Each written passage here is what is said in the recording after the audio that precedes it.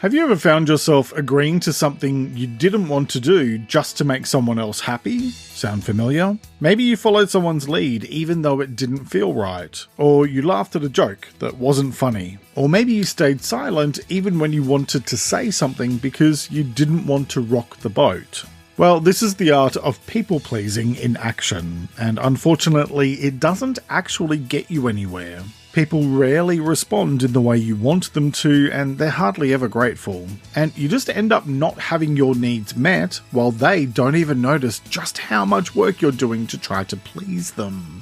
Today, I'll take you through 5 effective ways to stop people-pleasing. So, let's talk. Hi, I'm Jeremy Godwin, and I'm a writer and mental health counsellor. If you're prone to trying to please others, don't feel bad. It's surprisingly common, and it's something I talk to a lot of people about. The good news is there are lots of ways to stop people-pleasing, or at least to do it less often. So what is people-pleasing? At its core, people-pleasing is about seeking external validation. It's the tendency to prioritize the comfort, happiness, or opinions of others, often at the expense of our own feelings or needs. It's saying yes when we really want to say no.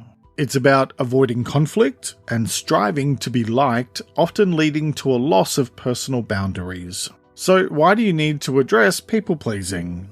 Well, tackling people-pleasing behaviour is crucial for a few reasons. Firstly, it can lead to burnout. I mean, let's face it, constantly bending over backwards for others is exhausting. Secondly, it can cause resentment, both towards others and yourself. And thirdly, and most importantly, it negatively affects your mental health. People-pleasing can erode your sense of self-worth and make you more susceptible to stress and anxiety. So now let's talk about how to stop being a people-pleaser.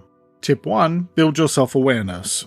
Start by recognizing when you're people-pleasing. Notice those moments when you're about to say yes, even if you don't want to, and take a moment to consider why you're doing it. Is it out of obligation? Is it out of fear? Is it because you want to be liked? Make a note each time, and over the course of a few weeks, you can start to track why you do it. This is an important first step because awareness is the beginning of change. Tip 2. Work through things.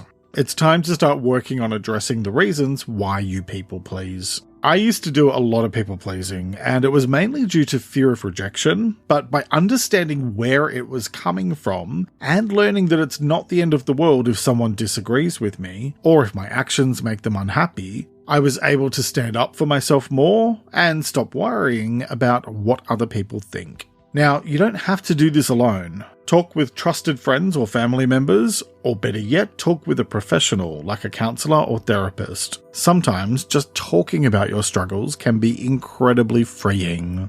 Tip 3. Learn how to say no.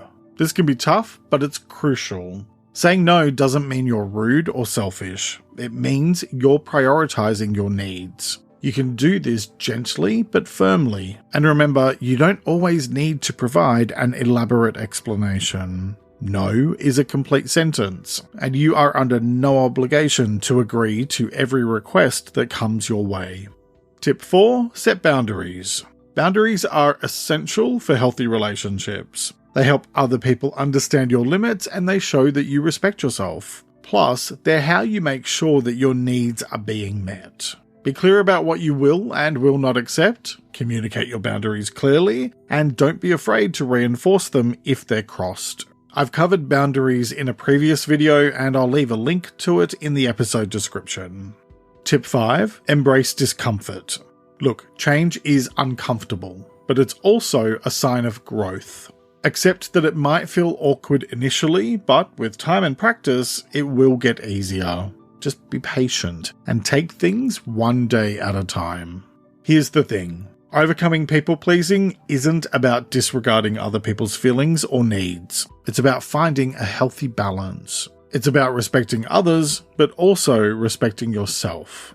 It's about understanding that your opinions, feelings, and needs are just as valid as anyone else's, and making space for yourself. You've got this. If this video was helpful, please give it a like, and you can listen to me share more tips on people-pleasing and other topics in the Let's Talk About Mental Health podcast, available wherever you get your podcasts. There's a link to it in the description, or head to ltamh.com. Thanks for joining me today, and talk to you next time. Thank you to my Patreon supporters. Join now for early episode access and ad-free content. You'll find a link to it in the episode description.